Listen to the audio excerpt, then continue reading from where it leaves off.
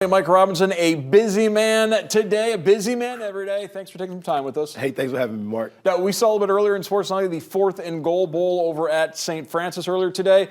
Mike Rob, that's your deal. Looked like it had a good time out there. Hey, it was great. You can hear it in my voice right now that, it was cold outside, but, it was all worth it, yelling and screaming. But to have the Broncos and the Colts come out for another year, and big thanks to BCSN, the U.S. Army for sure for coming out and sponsoring this game because it was a great time. And also shout out to St. Francis for being great hosts. But back to the game.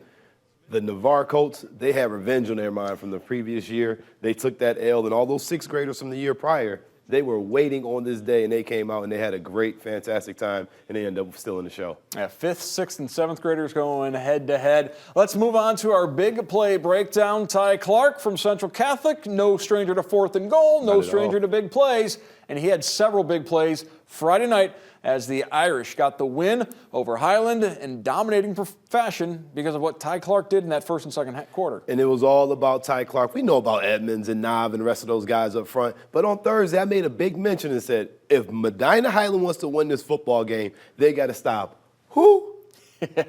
Pull him up, Petey. Ty Clark. And it's hard to stop this man because he is just that good. You see him switch the ball into the other hand. He's got the IQ, and he stayed in bounds to be able to get that score. Let's just go ahead and break it down. Take a look here. You got zone coverage. You can tell why, because the cornerback is cocked to the inside. But take a look at the outside backer. You got 6 men in the pattern, but Chris Edmonds does a beautiful job picking up the block. You see Dorea Hall over on the side, a.k.a. Showtime, not getting too much involved, but giving a nice little screen there. Take a look again. One thing I will want is Chris Edmonds to get his right head on the other side of that block so he can keep that lane there. But again, when you got a guy like Ty Clark, he's so slippery. What, do you got, oil slick on him or something? Because these guys are just putting paws on him, but they can't keep up, and they just running out of talent. Medina, what's going on? It's again, who is it? It's the guy, number 7. Yeah, man, I'm telling you. He looks like DQ in the pocket, man, and this is all the compliments in the world to Ty Clark.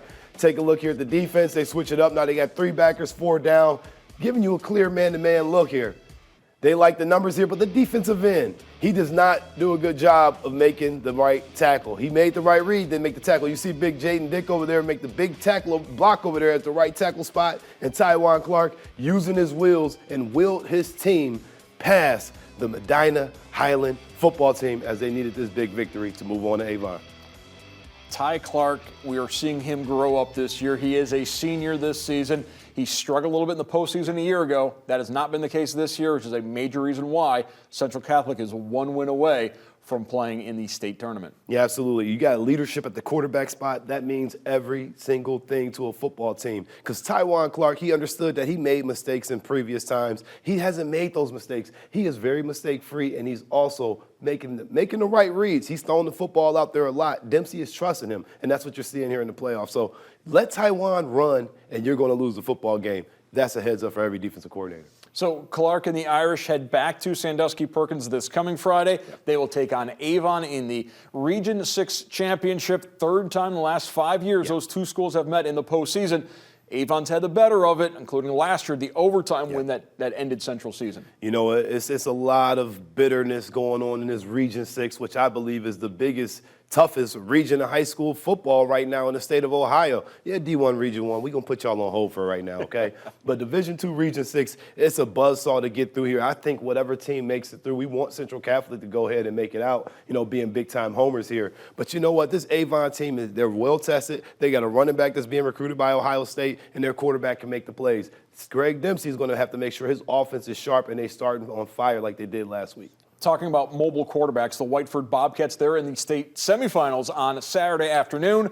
Shea Ruddy, we saw what he could do this past Friday. He is the engine that makes that Bobcat train go. And I love Shea Ruddy. We talk about it every time. Special teams, offense, defense. There was a play where Joel Sebastianelli caught the clip of him having 9 guys trying to get a paw on him, and they couldn't bring him down. He's just having a special year. Again, when you're a 4-year starter and the coaches trust you, it makes it so much easier because you want him to have the football in his hands because of things he do like that. Go Bobcats. So Whiteford will take on Everest Collegiate. That game will be Saturday afternoon up at Woodhaven High School in Brownstown Township, just north of Monroe. And I want to thank our guest tonight, Mike Robinson, and every Sunday night for Big Play Breakdown. Thanks, Mike Robinson. Thanks for having me, Mark.